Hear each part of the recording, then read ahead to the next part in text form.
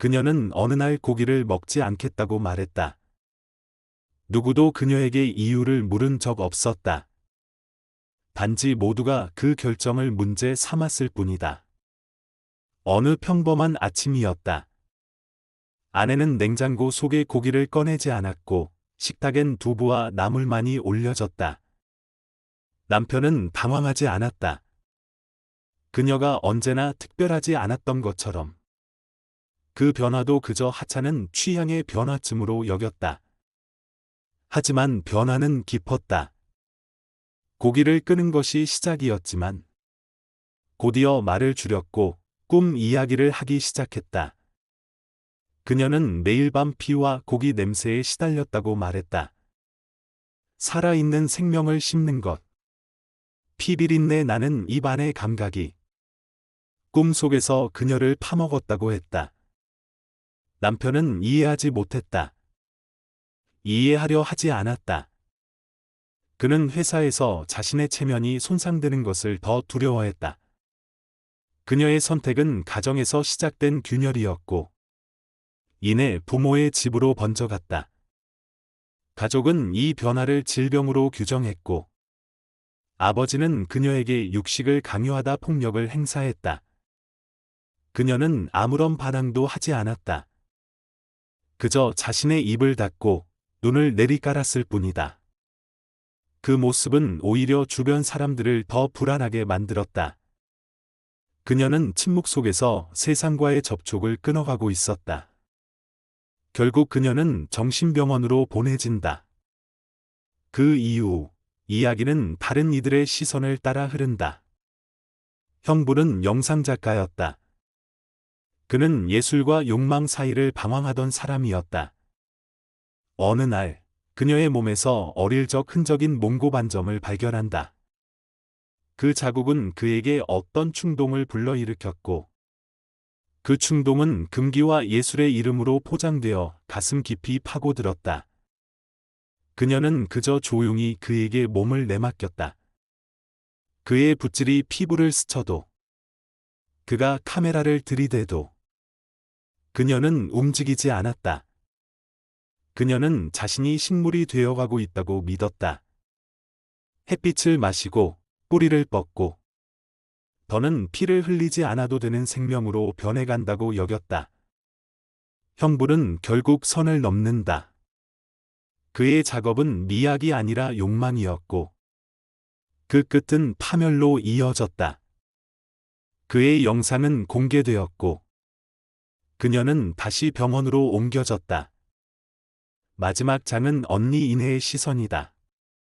모든 관계가 무너진 후에도 이내는 동생 곁에 남아 있었다. 그녀는 자신도 한때는 아이를 가졌고 가정을 이루었고 버텨야만 하는 삶을 살아왔다고 말한다. 그러나 동생의 몰락을 보며 자신의 삶도 균열 속에 놓였음을 깨닫는다. 그녀는 동생이 정신병원 안에서 햇살 드는 창가에 서서 가만히 손을 뻗는 모습을 지켜본다. 그녀는 물도 거부하고 말도 줄이며 점점 자신의 몸을 나무처럼 말려간다. 그녀는 인간의 언어를 거부하고 욕망을 거부하고 존재 그 자체로 남고자 했다. 그리고 말했다. 나는 나무가 되고 싶어. 2부 작품 해설. 채식주의자는 한 여인의 고독한 저항의 기록이자 인간이라는 존재가 얼마나 위태롭고도 강인할 수 있는지를 보여주는 문학의 선언이다. 이 소설의 시작은 단순하다. 고기를 먹지 않겠다는 말 한마디. 그러나 그 단순한 문장은 곧 가부장제의 일상, 가족이라는 이름 아래 작동하는 통제, 사회가 강요하는 정상성의 틀을 무너뜨리는 도화선이 된다. 영혜의 결정은 이유가 없다. 아니, 이유는 그녀 안에 있지만 그녀는 그것을 말로 설명하려 하지 않는다. 그녀는 더는 피비린내 나는 삶을 견딜 수 없다고 말하지만 그 말은 단지 육식에 대한 거부가 아니다. 그녀가 거부한 것은 인간으로 살아가는 방식 자체였다. 그녀는 자신을 지배하려는 시선에서, 몸을 욕망의 대상으로 다루는 사회에서 조용히 이탈한다. 남편은 그런 그녀를 이해하지 못한다. 그는 언제나 아내를 배경처럼 여겼다. 그녀가 조용히 미소 짓고 자신의 욕구를 맞춰주는 존재이기를 바랐다. 그런 그녀가 변화하자 그는 화를 냈고 사회적으로 자신이 수치당한다고 느꼈다. 그는 아내의 존재를 사회적 자산으로 여겼던 것이다. 가족의 반응은 더 극단적이다. 아버지는 그녀의 침묵이 가문의 체면을 망가뜨린다고 생각했고, 강제로 고기를 먹이며 폭력을 휘두른다. 그의 폭력은 사랑이 아니라 자기 기준을 관철시키려는 일방적인 강제였다.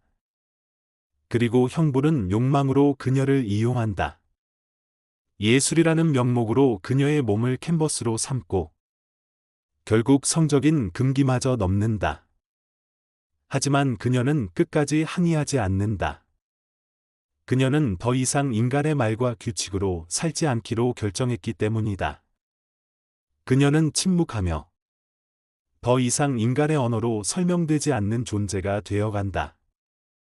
그녀는 말하지 않고 먹지 않으며 점점 나무가 되어간다. 나무는 피를 흘리지 않고 고함치지 않으며 어느 누구의 눈에도 불편하지 않다. 그녀는 그렇게 무해한 존재가 되기를 원한다. 작가는 그녀의 내면을 직접적으로 묘사하지 않는다. 이야기는 모두 주변 인물들의 시선으로 전개된다. 남편, 형부, 언니. 그들은 그녀를 이해하지 못하고 그녀의 변화를 불편해한다.